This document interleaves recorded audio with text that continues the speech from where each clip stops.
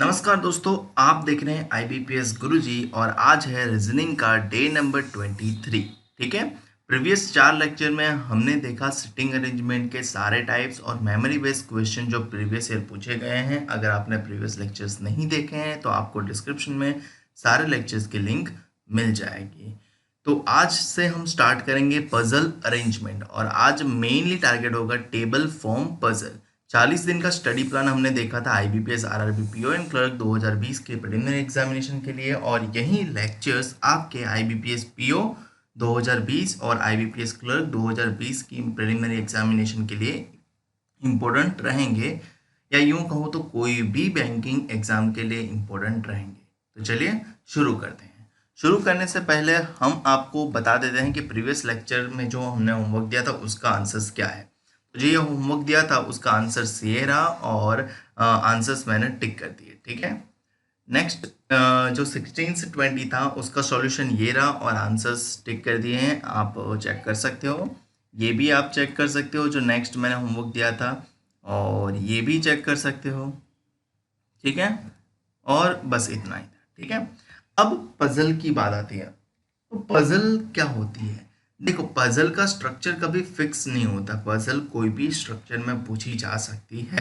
तो पहले से माइंड में जो बिठा के रखा है कि भाई टेबल फॉर्म होती है, फ्लोर फॉर्म होती है, बॉक्स फॉर्म होती है, मंडे टू संडे होती है, फिर जनवरी टू फेब होती है। तो ये सारे स्ट्रक्चर कॉमन है जो पूछे जाते हैं, बट इससे भी विभिन्न प्रकार के स्ट्रक्चर पूछे जा सकते हैं। तो कभी भी पजल का नाम ही इसलिए पजल है क्योंकि वो पजल आउट करने के लिए है। तो ज़रूरी नहीं कि आपको सीधा सीधा पूछा जाए, आपको किसी भी तरह ये लोग पूछ सकते हैं। तो आपको रेडी रहना है और आपको स्ट्रक्चर पढ़ना बहुत ज़रूरी है। ठीक है। प्रीलिम में तो कुछ और नया नहीं आ सकता, बट मेंस एग्जाम में डेफिनेटली स्ट्रक्चर पूरा बदल के क्वेश्चन आ सकता है। तो आज मेनली टेबल फॉर्म टारगेटेड है, तो आपको नाम से ही पता चल जाता है कि टेबल के स्ट्रक्चर में ही होने चाहिए। तो सबसे पहला सवाल जो हम ले रहे हैं वो पूछा गया है IBPS क्लर्क प्री 2018 में पूछा गया है। ठीक है। लिखा क्या है वो पढ़ते हैं। देर आर 7 पर्सन, 7 लोग दिए गए हैं, ABCDEFNG and they all belongs to different cities.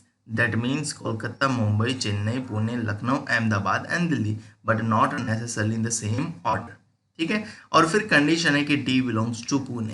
In short आपको 7 पर्सन दिए और 7 सिटी के नाम दे दिए, यानी हर एक पर्सन एक सिटी के साथ ज्वाइंट होगा, बट कौन सा पर्सन कौन सी सिटी से बिलोंग करता है वो पता नहीं है। तो यहाँ पे ये 7 पर्सन जो है ना वो बेस माना जाएगा, क्योंकि पर्सन सिटी को बिलोंग करेंगे। ठीक है। सिटी पर्सन को बिलोंग नहीं करेगी। मतलब दोनों चीज़ तो वैसे एक ही बात है, बट हम पर्सन को ज़्यादा रिजिड मानते हैं, तो हम पर्सन को अलाइन कर देंगे, यानी ABCDEFNG और एक टेबल बना लेंगे। वैसे तो ब्लैंक पेपर होता है तो ये लाइन खींचने से फ़ायदा ये होता है कि आपको मार्जिन रहता है कि आप किसके लिए मार्क कर रहे हो। ठीक है। तो सबसे पहले क्या लिखा है, D belongs to Pune. D के लिए सीधा दे दिया कि भाई डी तो है ना वो पुणे को बिलोंग करता है, तो डी के लिए हमने पुणे अरेंज कर दिया। फिर क्या लिखा है, नीदर ए यानी ना ही ए, नॉर एफ यानी ना ही बी, ना ही ए और ना ही एफ बिलोंग्स टू कोलकाता, यानी ए के लिए कोलकाता वर्जित है और एफ के लिए भी कोलकाता नहीं है। ठीक है। फिर क्या है, B belongs to Ahmedabad, B belongs to Ahmedabad. ठीक है। मैं पूरा नहीं लिखता, AMD लिख देता हूँ, मुझे पता चल जाएगा। आगे क्या लिखा है, C does not belongs to Kolkata and Lucknow. C जो है वो कोलकाता और लखनऊ को बिलोंग नहीं करता। ठीक है। तो आपको ये सारा पॉइंट मार्कआउट करना है, क्योंकि पजल में अगर आप रेस्ट्रिक्शन मार्कआउट नहीं करोगे तो आपको मिलने के चांसेस कम हो जाते हैं और आपका सॉल्व होने का चांसेस कम हो जाता है। ठीक है। जैसे जैसे पढ़ते जाते हो वैसे वैसे मार्कआउट करते जाओ, उसको डिनोट करते जाओ। आगे क्या लिखा है, G belongs to Mumbai, G belongs to Mumbai, तो ये मुंबई। ठीक है। A does not belongs to Lucknow and Chennai. A जो है वो लखनऊ को बिलोंग्स नहीं करता और चेन्नई को बिलोंग नहीं करता। ठीक है, तो अब मेरे पास ये तीन तो मतलब बी तो रेस्ट्रिक्टेड हो गया है, बी बी बी को अलॉट हो गया, डी को अलॉट हो गया, जी को अलॉट हो गया। तो अब यहाँ पे देखो, ए को कोलकाता नहीं मिलता है मतलब कोलकाता यहाँ नहीं आता, सी को कोलकाता नहीं मिलता मतलब कोलकाता यहाँ नहीं आता, एफ को कोलकाता नहीं मिलता मतलब कोलकाता यहाँ नहीं आता। तो कोलकाता किसको मिलेगा? ओनली ई बचा, तो कोलकाता ई को मिल जाएगा। ठीक है, अब सिमिलरली ये लखनऊ जो है वो ए को नहीं मिलता, लखनऊ जो है वो सी को नहीं मिलता, तो बचा कौन? एफ, तो लखनऊ एफ को मिलेगा। इन दोनों में देखो भाई, चेन्नई ए को नहीं मिलता तो चेन्नई मिलेगा किसको? चेन्नई मिलेगा सी को, और बची सिटी अब मिल जाएगी ए को। कौन सी सिटी बच गई है? दिल्ली। और ये हो गया हमारा पजल कंप्लीट। ठीक है, तो आसान ही होता है, डिफिकल्ट नहीं होता। प्रश्न ये है कि आप पढ़ते हो और इंटरप्रेट क्या करते हो, और यहाँ पे जो ये मार्किंग करना है ना, ये ज़्यादा इम्पोर्टेंट है। आप सोचोगे कि मैं वापस पढ़ लूँगा, तो ये बहुत गलत चीज़ है। आपको हर एक छोटी से छोटी डिटेल भी लिखनी है, क्योंकि लिखोगे तभी कर पाओगे। चलिए क्वेश्चन आंसर करते हैं। एक बार ये बन जाए तो क्वेश्चन आंसर बड़े ही आसान होते हैं। Question number 1, who among the following belongs to Kolkata? Kolkata को से कौन बिलोंग करता है? तो कोलकाता से ई बिलोंग करता है, तो हमारा आंसर होगा ऑप्शन ई, क्योंकि ऑप्शन में दिया ही नहीं है। फिर क्या लिखा है? विच of the following statement is true? कौन सा स्टेटमेंट सही है? सबसे पहला क्या है? ए बिलोंग्स टू चेन्नई। ए चेन्नई को बिलोंग नहीं कर रहा, ए दिल्ली को बिलोंग कर रहा है, तो ये गलत बात है। दूसरा क्या है? G belongs to Delhi. G belongs to Delhi, तो जी मुंबई को बिलोंग करता है, तो ये भी गलत है। E belongs to Kolkata. E belongs to Kolkata, ये सही है। ठीक है, तो हमारी पजल सही है कि नहीं वो भी चेक कर लेते हैं। F belongs to Pune. F belongs to Pune गलत है, और नन ऑफ दिस। ठीक है, तो हमारा आंसर होगा option E, C, E belongs to Kolkata. Next question क्या है? F belongs to which following city? F कौन सी सिटी को बिलोंग करता है? तो Lucknow, option D. Which of the following combination is true? कौन सा कॉम्बिनेशन सही है? पहला क्या है? ए दिल्ली। ए दिल्ली सही है, जी हाँ पहला ही सही है। दूसरा क्या है? डी पुणे। डी पुणे भी सही है। तीसरा क्या है? ई कोलकाता। ई कोलकाता भी सही है। तो हमारे पास ऑप्शन डी है, all are correct. Option E अलग है, ऑल आर इनकरेक्ट लिखा है। हमें सिलेक्ट करना है कि दिए गए सारे करेक्ट। ठीक है, फिर A belongs to which of the following city? A कौन सी सिटी को बिलोंग करता है? तो ए दिल्ली को बिलोंग करता है, तो हमारा आंसर होगा ऑप्शन ए। है ना इतना आसान? ठीक है, चलिए आगे बढ़ते हैं। एक और मैं बनाता हूं जो पूछा गया था SBI PO प्री 2018 में। कितने लोग लिखे हैं? 8 person ABCDEFG and H who all are different from countries, और कंट्रीज के नाम PQRSTUV एंड W दिए हैं। ठीक है, not necessarily in the same order. A does not belongs to country P and U। तो मुझे क्या करना है? सबसे पहले पर्सन का स्टैक में बना दूंगा, टेबल बना दूंगा, ABCDEFG और H। ठीक है, लाइन खींच लेंगे ताकि हमें आसानी रहे।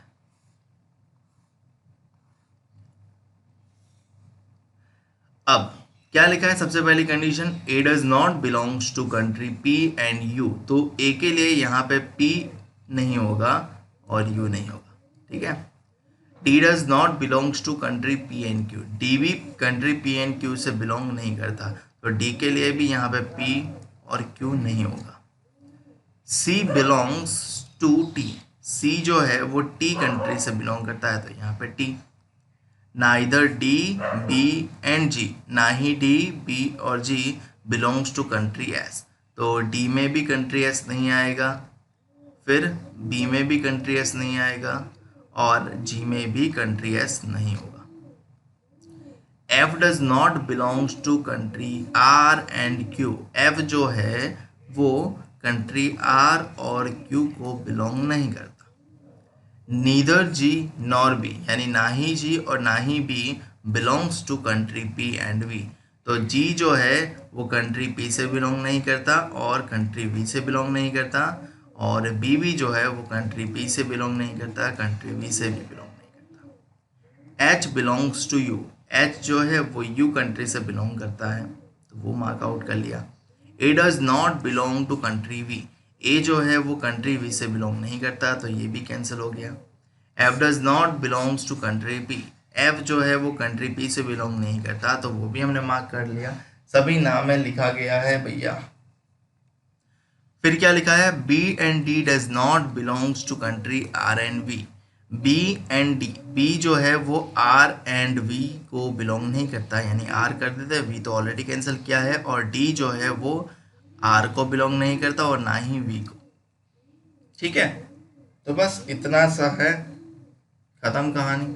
अब यहाँ पे देखो, जहाँ सबसे ज़्यादा रेस्ट्रिक्शन है ना, वहीं पे सबसे ज़्यादा अलॉटमेंट होगा। जैसे कि यहाँ पे मैक्सिमम, डी में मैक्सिमम रेस्ट्रिक्शन है। देखो अब आपके पास T and U already allot हो चुके हैं, तो टी को मैं मिटा देता हूँ, यू को मैं मिटा देता हूँ। ठीक है, अब क्या बचा है, पी नहीं आता, क्यू नहीं आता, एस नहीं आता, आर नहीं आता, वी नहीं आता, तो P Q R S and V इसको नहीं मिलता, वो उससे वर्जित है। तो बचा कौन, सिर्फ डब्ल्यू, तो डब्ल्यू मिल जाएगा डी को। तो अब मैं डब्ल्यू को भी काट देता हूँ। अब किसके पास 4 का रेस्ट्रिक्शन है, तो बी के पास 4 लोगों का रेस्ट्रिक्शन है कि भैया उसको S P V and R नहीं मिलता, तो S P V and R, अगर एस नहीं आता, पी नहीं आता, वी नहीं आता और आर नहीं आता, तो बचा कौन, क्यू ओनली, तो क्यू मिल जाएगा इसको। अब मैं क्यू को भी काट देता हूँ। अब 3 रेस्ट्रिक्शन किसके पास है, ये बाकी तीनों के पास 3 रेस्ट्रिक्शन है, तो यहाँ पे क्या है, पी यू, यू रिपीट हो रहा है तो इसको छोड़ो। अभी अभी यहाँ पे क्या है, R Q P, Q alert हो चुका है तो अभी इसको छोड़ो। एस पी वी, ये हमें देखना चाहिए कि एस पी वी, तो देखो बचा कौन है, पी आर एस वी, तो एस पी और वी इसको नहीं मिलता जी को, तो बचा कौन, आर, आर ही मिलेगा जी को, तो यहाँ पे आ जाएगा आर। ठीक है, अब बचा कौन, आर तो चला गया, अब बचे हैं 3 जिसमें पी एस एंड वी। अब यहाँ पे पी और यहाँ पे पी एस और वी, तो यहाँ पे पी नहीं हो सकता, वी नहीं हो सकता, तो बचा कौन, ओनली एस, तो एस होगा यहाँ पे। ठीक है, तो एस भी अब निकल गया, अब बचे हैं पी वी, और यहाँ पे पी नहीं बैठता तो यहाँ पे बैठेगा वी, और बचा पी बैठेगा यहाँ पे। तो हमारा पजल अरेंजमेंट हुआ कंप्लीट।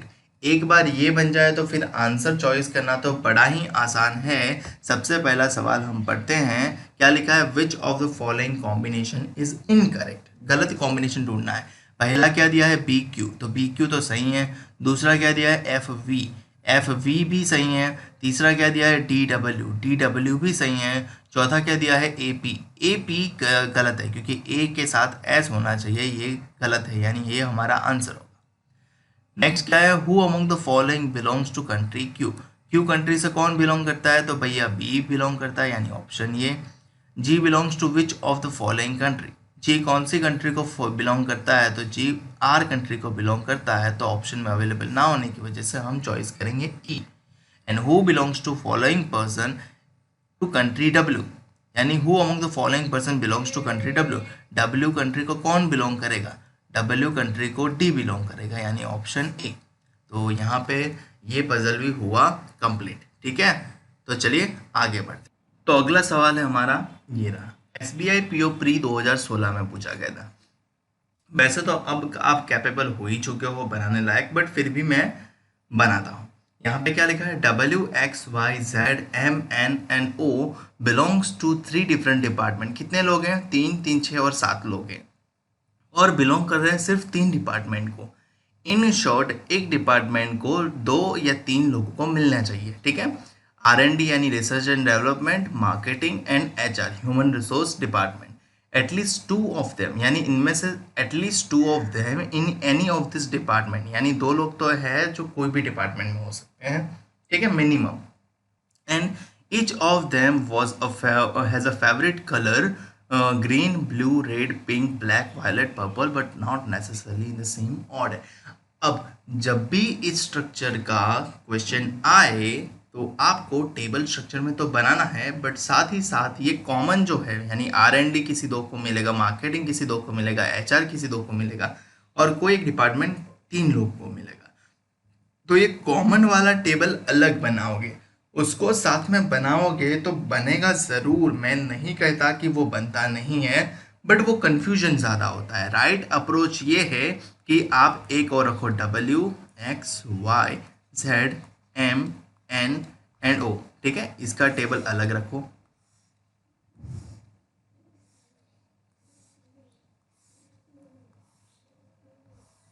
ठीक है, ये टेबल का मतलब ये टेबल हो गया। और ये जो डिपार्टमेंट है ना, R&D, मार्केटिंग और HR, तो इसका टेबल अलग बनाया जाए। और एक में मिनिमम कितने होने चाहिए? 2 तो होने ही चाहिए। तो 2 होंगे मिनिमम, तो कितने होंगे? 6। तो हमें 7 टेबल करने हैं, तो किसी में 2 नहीं होंगे, ठीक है, 3 नहीं होंगे, किसी एक में ही 3 लोग होंगे। समझ में आ गई बात? तो आपको ये जो कॉमन वाला टेबल है ना, वो ऑलवेज याद रखना है, वो अलग बनाना है। साथ में बनाओगे तो बनेगा ज़रूर, बट वो डिफिकल्टी क्रिएट ज़रूर करेगा। चलिए, सबसे पहले कंडीशन क्या लिखी है? X works in department meeting with M। क्या बोला है? X वर्क कहाँ कर रहा है? डिपार्टमेंट मार्केटिंग में। X work in marketing department, तो X मैं यहाँ पे रख देता हूँ। और विथ M, मतलब M के साथ कर रहा है, तो M ही यहाँ होगा। ठीक है, फिर क्या लिखा है? AIIMS favourite colour is purple. M का फेवरेट कलर क्या है? पर्पल। फिर लिखा है those who work in department research and development do not like green and pink. तो R&D डिपार्टमेंट में जो बैठेंगे, जो होंगे, वो ग्रीन कलर और पिंक कलर को लाइक नहीं करेंगे। मुझे नहीं पता यहाँ पे अभी कौन बैठ रहा है, बट जो भी बैठेगा वो ग्रीन और पिंक कलर लाइक करने वाला तो नहीं होगा। ठीक है, फिर क्या लिखा है? The one who likes blue works only with O. ये ओनली का वर्ड का मतलब बहुत ही सही है। जब भी ये आता है, आपको प्लेस, पोजीशन या स्ट्रक्चर फिक्स करके जाता है। मतलब यहाँ पे क्या बोला है? जो ब्लू कलर लाइक करता है वो वर्क करता है सिर्फ और सिर्फ ओ के साथ। और किस डिपार्टमेंट में? HR में। तो मतलब जो ब्लू कलर लाइक करता है वो भी HR में होगा, और वो O के साथ होगा तो O भी HR में। ठीक है, और ये ओनली था, तो यहाँ पे थर्ड पर्सन की अवेलेबिलिटी नहीं हो सकती, क्योंकि अगर ब्लू ओनली O के साथ है तो थर्ड पर्सन होगा, तो ब्लू उसके साथ भी हो गया, तो ओनली का तो कोई वजूद ही नहीं ना। तो ओनली का वजूद बचाने के लिए हमें थर्ड पर्सन का ब्लॉक डिलीट करना पड़ेगा। फिर क्या लिखा है? The one whose favourite colour is black. जिसका फेवरेट कलर ब्लैक है does not work in the same department with either M और O। The one whose favorite color is black does not work in the same department with either M और O। O है तो यहाँ पे black नहीं आ सकता, और M है तो यहाँ पे ब्लैक नहीं आ सकता। तो जिसका फेवरेट कलर ब्लैक है वो डेफिनेटली R&D डिपार्टमेंट में होगा। ठीक है, and does not work in the same department with either O, M और O।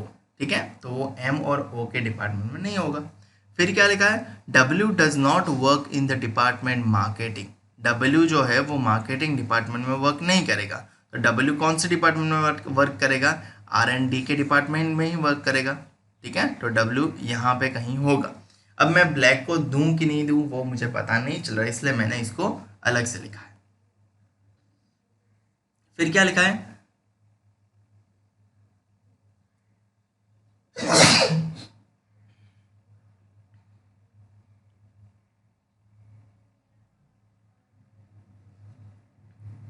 तो नेक्स्ट लाइन है W लाइक्स वायलेट। अब मुझे पता चल गया कि W वायलेट कलर लाइक कर रहा है, तो मैं उसको वायलेट तो दे ही देता हूँ। और W यहाँ पे नहीं बैठेगा क्योंकि W को ब्लैक नहीं मिलेगा, तो W यहाँ पे बैठेगा क्योंकि उसको वायलेट मिल रहा है। ठीक है, फिर क्या लिखा है आगे? Z and N work in the same department. Z और N सेम डिपार्टमेंट में वर्क करते हैं। तो अब देखो, यहाँ पे भी एक ही बचा है, यहाँ पे भी एक ही बचा है, तो Z और N डेफिनेटली यहीं पे बैठने वाले हैं।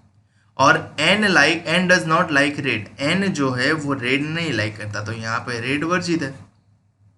अब Z और N डेफिनेटली यहाँ पे ही बैठेंगे जेड और एन, बट मुझे नहीं पता कि एन ब्लैक कलर लाइक करेगा या जेड ब्लैक कलर लाइक करेगा। तो ब्लैक कलर लाइक करने की वजह से मैं अभी इसको अनसर्टेन रख रहा हूँ, ठीक है। बाकी जेड और एन यहीं पे फिल्ड होने वाला है, ठीक है, ये ऑलरेडी ब्लॉक भर चुके हैं। फिर क्या लिखा है, the one whose favourite colour is pink does not work in the department marketing. जिसका फेवरेट कलर पिंक है वो मार्केटिंग डिपार्टमेंट में वर्क नहीं करता। वो ऑलरेडी R&D में तो वर्क नहीं कर रहा था, मार्केटिंग में भी नहीं करेगा, तो वो कौन से डिपार्टमेंट में करेगा, HR के डिपार्टमेंट में करेगा। और वो किसको मिलेगा, वो ओ को ही मिलेगा, क्योंकि ओ ही तो बचा। तो ओ कौन सा कलर लाइक करेगा, पिंक, ठीक है। अब यहाँ पे ये देखो कि ये जेड और एन यहीं पे बैठने वाले हैं इस वाले R&D में, और R&D में जो बैठता है वो ग्रीन और पिंक को लाइक नहीं करता। तो जेड जो है वो ग्रीन और पिंक, पिंक को तो लिखने की जरूरत नहीं है, जेड ग्रीन नहीं लाइक करेगा, एज वेल एज एन भी ग्रीन को लाइक नहीं करेगा, ठीक है। उसके बाद ये दोनों ग्रीन को लाइक नहीं करेंगे। तो आगे क्या लिखा है, the one whose favourite colour is pink does not work in the department marketing. तो ठीक है, पिंक तो हमने अलॉट कर दिया। अब यहाँ पे आता है सबसे महत्वपूर्ण खेल कि अब किसको क्या दिया जाए, सही ना। अब यहाँ पे Z और N तो आ गए, ठीक है। तो अब बचा पर्सन कौन, देखो वो देखो, एक्स एम बैठ चुके हैं, तो एक्स बैठ चुका है, ठीक है, ये बैठ चुका है, एम भी बैठ चुका है, ओ भी बैठ चुका है, ठीक है, डब्ल्यू भी सेटल हो चुका है, और जेड और एन भी सेटल हो चुके हैं, ठीक है, ये दोनों भी सेटल हो चुके हैं। बचा कौन है, सिर्फ वाई है, सिर्फ वाई। अब यहाँ पे थर्ड प्लेस तो नहीं हो सकता, क्यों नहीं हो सकता, क्योंकि 1 2 3 4 5 6 7 हो गया। तो वाई को कौन सा कलर मिलेगा, ब्लू कलर मिलेगा, क्योंकि वाई को यहीं बैठना पड़ेगा, तो उसको कलर असाइन हो जाएगा ब्लू, ठीक है। अब ग्रीन जो है वो जेड नहीं लाइक करता, एन नहीं लाइक करता, तो एक्स को ग्रीन कंपलसरी लाइक करना पड़ेगा, ठीक है। तो ग्रीन कलर एक्स को मिल जाएगा। जेड को एन रेड कलर नहीं लाइक करता, तो जेड को रेड कलर लाइक करना पड़ेगा। और बचा कलर जो है वो है ब्लैक, और ब्लैक मिलेगा एन को, तो एन बैठेगा यहाँ पे और जेड बैठेगा यहाँ पे। तो हमारा अरेंजमेंट हुआ पूरा कंप्लीट, और ये टेबल स्ट्रक्चर अलग बनाने की वजह से हमें बड़ा आसान रहा, ठीक है। इनिशियली अगर आपको डिफिकल्टी महसूस होती है तो वो होने दो, क्योंकि शुरुआत है, आप बेसिक से स्टार्ट कर रहे हो, बट कुछ सर्टेन अमाउंट ऑफ आप प्रैक्टिस कर लोगे, उसके बाद बड़ा ही आसान रहेगा इसका आंसर लाने में। चलिए एक बार ये बन जाए, क्वेश्चन आंसर देख लेते हैं। Question number 1, in which department W Z and N work, W Z and N work in research and development department यानी R&D। Whose favourite colour is green, किसका फेवरेट कलर ग्रीन है, X का favourite colour green है यानी option A. Which of the following is M's favourite colour, M का favourite colour कौन सा है, पर्पल, तो purple option C. Which of the following combination is right, कौन सा कॉम्बिनेशन सही है, WHR ब्लू, तो WHR में है क्या, W ब्लू नहीं है तो गलत बात है। O R&D black, O black नहीं है, बात ही गलत है। NHR पिंक, N पिंक ही नहीं है, बात ही गलत है। Z R&D red, Z R&D red, Z red में है तो R&D में है क्या Z, हाँ, तो हमारा ये ऑप्शन सही है, Z R&D red. Y works in which department, Y कौन से डिपार्टमेंट में वर्क कर रहा है, वाई वर्क कर रहा है HR डिपार्टमेंट में यानी option C. Whose favourite colour is pink, किसका फेवरेट कलर पिंक है, तो पिंक जो है वो O का फेवरेट कलर है, तो हमारा आंसर होगा option C. In which department M works, M कौन से डिपार्टमेंट में वर्क करता है, तो एम मार्केटिंग डिपार्टमेंट में वर्क करता है यानी ऑप्शन सी, ठीक है। तो हमने दो प्रकार के पजल देखे, एक तो क्या था कि मतलब जितने पर्सन दिए हैं उतना कोई भी पैरामीटर दिया हो या एक से ज़्यादा पैरामीटर दिया हो। दूसरा क्या था, कॉमन दिया होगा कि मतलब जितने पर्सन दिया उतना कलर तो दिया है, पैरामीटर तो है, बट कुछ कॉमन पैरामीटर भी है कि R&D मार्केटिंग एंड HR, और एटलीस्ट दो तो मतलब सबको, दो लोगों को तो ये कॉमन डिपार्टमेंट मिलेंगे, ठीक है। नेक्स्ट पजल जो है वो इस प्रकार से है, SBI क्लर्क प्री 2020 यानी इसी साल पूछी गई, कुछ नया प्रकार है, तो चेक करते हैं। तो यहाँ पे क्या लिखा है, 8 employees of company and all of them working on 8 different designation दिया है, chairman, CFO, GM, AGM, DGM, manager, junior manager and clerks and all designation are given to be considered as given order. Given order में ही हमें consider करना है, मतलब chairman है, ठीक है, फिर सीएफओ है, फिर जीएम है, फिर डीजीएम है, फिर एजीएम है, फिर मैनेजर है, फिर जूनियर मैनेजर है और फिर क्लर्क है। क्लर्क को भी सी मत लिखना वरना चेयरमैन और क्लर्क में कोई अंतर नहीं रह जाएगा।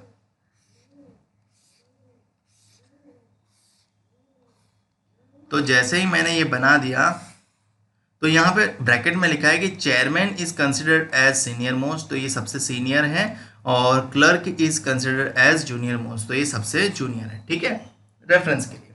कंडीशन पढ़ते हैं, ज्यादा समझ में आएगा। Only 2 person are senior to be, क्या बोला है, सिर्फ 2 ही लोग बी से सीनियर है। सीनियर होने का मतलब ये जीएम है, उसके ऊपर सीनियर कितने हैं, 2 लोग, तो सिर्फ 2 लोग मतलब ओनली मतलब फिक्स है, तो बी जो है वो जीएम ही होगा क्योंकि उससे सिर्फ 2 ही लोग सीनियर हैं, 2 ही लोग होंगे। फिर क्या लिखा है, 1 designation lies between B and G, B and G के बीच में 1 डेजिग्नेशन लाई करता है, बट अब हमें ये पता नहीं है कि जी जो है वो ऊपर है या नीचे है, तो एक बार एजीएम के तौर पे कंसिडर कर लेते हैं जी को और एक बार चेयरमैन के तौर पे कंसिडर कर लेते हैं जी को, क्योंकि हमें पता नहीं है तो दोनों और सोचना पड़ेगा। आगे क्या लिखा है, the number of person junior to G, मतलब जी के जूनियर में जितने पर्सन हैं is same as the number of person senior to C, उतने ही पर्सन सी के ऊपर है। तो जी के नीचे कितने हैं, 3 लोग हैं, तो सी के ऊपर भी 3 लोग होने चाहिए। सी यहाँ पे रखेंगे तो 3 लोग ऊपर आएंगे। जी के नीचे सारे लोग हैं तो सी के ऊपर सारे लोग हों, ठीक है। Next condition, H is just senior to E, just senior का मतलब होता है ई जहां पे हो उसके ऊपर एच, सीनियर है तो ऊपर। बट करके जो भी लिखा जाता है वो स्टेटमेंट स्टार्ट करने वाले के लिए लिखा जाता है कि एच जो है वो जूनियर है सी से, तो सी से जूनियर है बट जस्ट नहीं बोला है, तो सी के नीचे कहीं होना चाहिए, बट एच और ई सी के नीचे ही आएंगे। अब सी यहाँ पे है तो उसके नीचे कहीं एच और ई आने चाहिए, तो एच ई यहाँ पे एडजस्ट हो सकते हैं, एच ई यहाँ पे एडजस्ट हो सकते हैं, बट ये गलत हो जाएगा क्योंकि यहाँ पे सी है तो सी के नीचे तो जगह ही नहीं है, तो ये हो जाएगा एलिमिनेट। फिर क्या लिखा है, अब हमें ये पता चल गया कि एच ई यहाँ पे या तो यहाँ पे आएगा, तो मैं इसकी डुप्लीकेट बना सकता हूँ क्योंकि बड़ा ही आसान होता है इसमें डुप्लीकेट बनाना, ठीक है। तो एच ई शायद यहाँ पे हो सकता है या तो एच ई यहाँ पे भी ऐसा हो सकता है, तो मैंने बना दिया। फिर क्या लिखा है, मोर than 4 designation lie between H and F, H and F के बीच में 4 से ज़्यादा डेजिग्नेशन होने चाहिए। अगर एच यहाँ पे है तो 4 से ज़्यादा मतलब क्या होता है, 4 से ज़्यादा में 4 काउंट नहीं होता, 5, 6, 7 होता है, ठीक है, और एंड सो ऑन, तो मिनिमम 5 तो चाहिए। एच है 1, 2, 3, 4 छोड़ के हम यहाँ पे एफ को नहीं रख सकते, 5 तो चाहिए मिनिमम, तो ये एलिमिनेट हो जाएगा, समझ रहे हो। और यहाँ पे एच है तो ये 4 हो गया, ये 5वां हो गया और यहाँ पे आ जाएगा एफ, तो ये सही है कि मोर देन 4 यानी 5 लोग तो एच और एफ के बीच में है। और फिर क्या बोला है, डी जो है वो जूनियर है, जूनियर मतलब नीचे आएगा ए से, तो ए सीनियर होगा यानी ए होगा सीएफओ और डी होगा मैनेजर। तो मेरी अरेंजमेंट मुझे मिल गई, तो एक बार अरेंजमेंट मिल जाए तो फिर आंसर देना तो बड़ा ही आसान है। क्वेश्चन नंबर 1 क्या लिखा है, how many person are junior to H, H से जूनियर कितने लोग हैं, एक ही एच से जूनियर है और वो है क्लर्क यानी 1। 4 ऑफ द फॉलोइंग 5 वाला इक्वेशन का कहने का तात्पर्य यह है कि ऑड वन आउट ढूंढे। ए एफ ए के इमीडिएट अबोव है, दूसरा क्या है बी है, बी के इमीडिएट अबोव ए है, तीसरा क्या है एच डी, एच के इमीडिएट अबोव डी है, चौथा क्या है जी ए, जी के इमीडिएट अबोव नहीं है भैया, जी को 2 छोड़ के ऊपर है, ठीक है, तो यही ऑड वन होना चाहिए।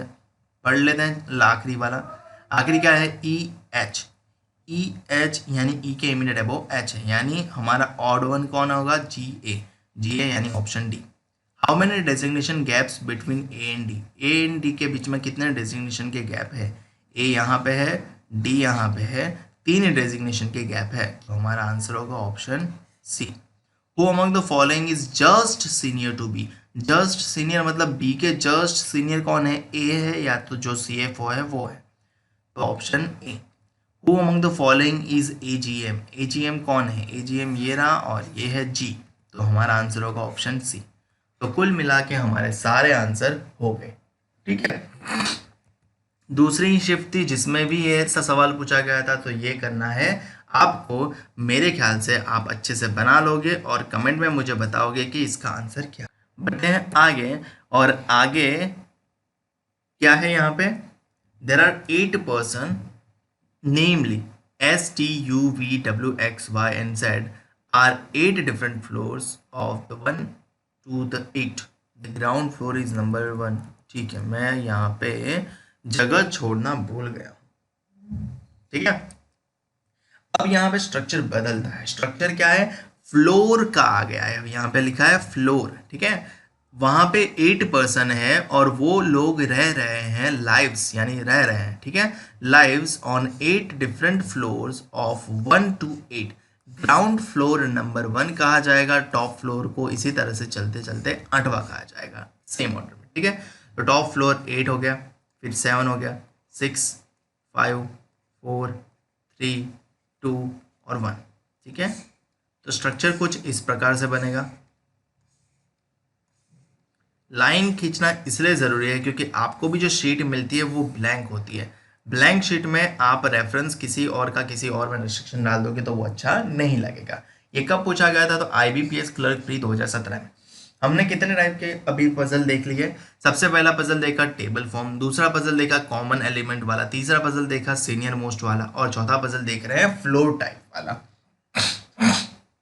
और ये सारे मेमोरी बेस्ड पजल हैं। ठीक है, तो क्या लिखा है, X lives on an odd numbered floor but does not live on third floor। तो X थर्ड फ्लोर पे तो नहीं रहता, ठीक है, और वो ऑड पे ही रहेगा। तो X ऑड पे रहेगा तो ऑड वाली पॉसिबिलिटी कितनी है कि X फर्स्ट पे हो। ठीक है, ये एक पॉसिबिलिटी हो गई। फिर थर्ड पे नहीं हो सकता तो X फिफ्थ पे हो, ये दूसरी पॉसिबिलिटी हो गई। और फिर X 7 पे हो। तीन ही पॉसिबिलिटी है, तो मैंने तीनों लिख दी। ठीक है, फिर क्या लिखा है, Z lives immediate below X। Z जो है वो X के इमीडिएटली बिलो लाइव करता है। तो फर्स्ट पॉसिबिलिटी में X बॉटम मोस्ट है तो उसके इमीडिएट बिलो तो कोई ऑप्शन ही नहीं है, तो ये क्या हो जाएगा, एलिमिनेट हो जाएगा। दूसरे पॉसिबिलिटी में X के इमीडिएट बिलो Z है, और तीसरे पॉसिबिलिटी में भी X के इमीडिएट बिलो Z हम बना सकते हैं। फिर क्या लिखा है, more than 2 person lives between Y and Z and Y। More than 2 person lives between Z and Y। Z के और Y के बीच में मोर देन 2। मोर देन 2 का मतलब क्या होता है, 3, 4, 5 एंड सो ऑन। ठीक है, तो Z के 3 नीचे छोड़े तो जगह ही नहीं बचती है, ऊपर 3 छोड़े तो हमें मिल जाती है जगह, और वहाँ वो हो सकते हैं Y। इस पॉसिबिलिटी में देखें तो Z के ऊपर तो जगह ही नहीं है, नीचे देखें तो 3 छोड़ के Y यहाँ पे कंसिडर हो सकता है, बट वहाँ यहाँ पे तो भी तो कंसिडर हो सकता है। तो मैं एक और पॉसिबिलिटी बना लेता हूँ और Y को वहाँ पे कंसिडर करवा लेता हूँ। ठीक है, तो इस प्रकार से मैंने एक और Y का कंसिडरेशन कर लिया। सारी पॉसिबिलिटी कवर करनी है, अगर आपने पॉसिबिलिटी कवर नहीं की तो दिक्कत होने वाली है आप ही को।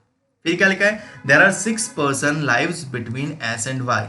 S एंड Y के बीच में कितने लोग हैं, 6 लोग हैं। ठीक है, अगर Y यहाँ पे है 1, 2, 3, 4, 5 और 6, क्या होगा, S यहाँ पे होगा। अब इस Y के लिए तो 6 पर्सन मुमकिन ही नहीं है, ये 3 हो गया, ये 3 हो गया, 6 तो हो गया, बट यहाँ पे S नहीं आ पाएगा, तो ये क्या हो जाएगा, एलिमिनेट। ये Y के लिए मुमकिन है, S टॉप पे आ जाएगा और 6 पर्सन बीच में हो जाएंगे। ठीक है, ठीक है, तो ये पॉसिबिलिटी अब हमारे पास कंटिन्यू। फिर क्या लिखा है, V lives immediate above W। W के इमीडिएट अबोव कौन रहता है, V। बट करके लिखा है, मतलब V के लिए लिखा है लाइव बिलो T, मतलब V T के बिलो रहता है बट इमीडिएट की बात नहीं हुई है। ठीक है, तो इन दोनों पॉसिबिलिटी में इमीडिएट प्लेस ये है, बट V और W यहाँ पे नहीं आ सकता क्योंकि V जो है वो T के बिलो रहता है। यहाँ तो टॉप पे रहेगा तो T के बिलो ऊपर T को रहने की जगह ही नहीं आएगी, तो V और W को पहली पॉसिबिलिटी में तो यहीं सेटल होना पड़ेगा। दूसरी पॉसिबिलिटी में यहाँ पे सेटल हो, यहाँ पे सेटल हो, मुमकिन है। तो यहाँ पे भी 2 है तो मैं 2 बना लूँ या तो आगे पढ़ लूँ तो भी सही है, बट बना लेता हूँ कि v और w एक बार यहाँ पे और v और w एक बार यहाँ पे। फिर क्या लिखा है, u does not live above x, u जो है वो x के अबोव नहीं रहता, तो यहाँ तो x के अबोव ही जगह बची है, तो ये हो जाएगा एलिमिनेट, क्योंकि x के अबोव तो u नहीं रहता। u does not live above x, तो इन दोनों पॉसिबिलिटी में u तो नीचे ही रहने वाला है क्योंकि x ऑलरेडी ऊपर है और ऊपर जगह ही नहीं है। तो आगे की condition, w does not live immediate above y, y के इमीडिएट अबोव पे w नहीं है, यानी ये पॉसिबिलिटी गलत है, ये पॉसिबिलिटी गलत है, तो यहाँ पे हो गया खत्म।